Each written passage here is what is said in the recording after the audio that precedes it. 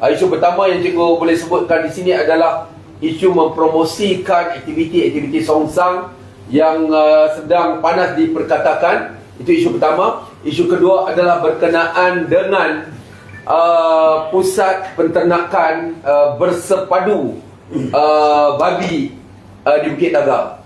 Belakangan ini macam kita kata, banyak sangat isu yang seolah-olah diprovokasikan. Mari kita bersama untuk melakukan sesuatu untuk membela hak dan maruah kita. As simple as that. Saya nak semua faham. Pasal ada orang Cina pun tak faham, ada orang Melayu pun tak faham, ada orang Melayu pun takut. Tapi kita mudah. Kita bercerita mengenai sesuatu tindakan yang patut kita ambil supaya kita dapat membuat kefahaman yang jelas di antara kita. Tadi kita bercerita pasal babi yang saya fikir pun tak perlu. Dan juga sebenarnya isu babi ni pun Sultan telah bertitah pun dia kalau boleh tak nak langsung ada babi. Ini maklumat yang saya dapat kira-kira macam direct lah juga ya. Jadi kita kena jaga keharmonian.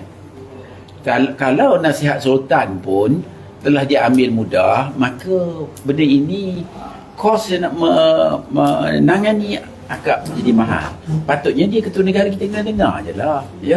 Jadi aktiviti songsang ini pun nampak gayanya Rotary ni juga bot tauleh juga. Rotary.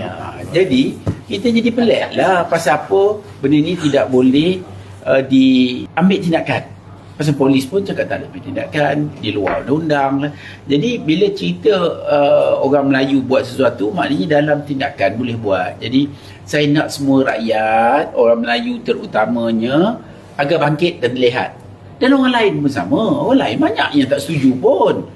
Yang benda ni, cikgu, memang banyak yang tak setuju pun.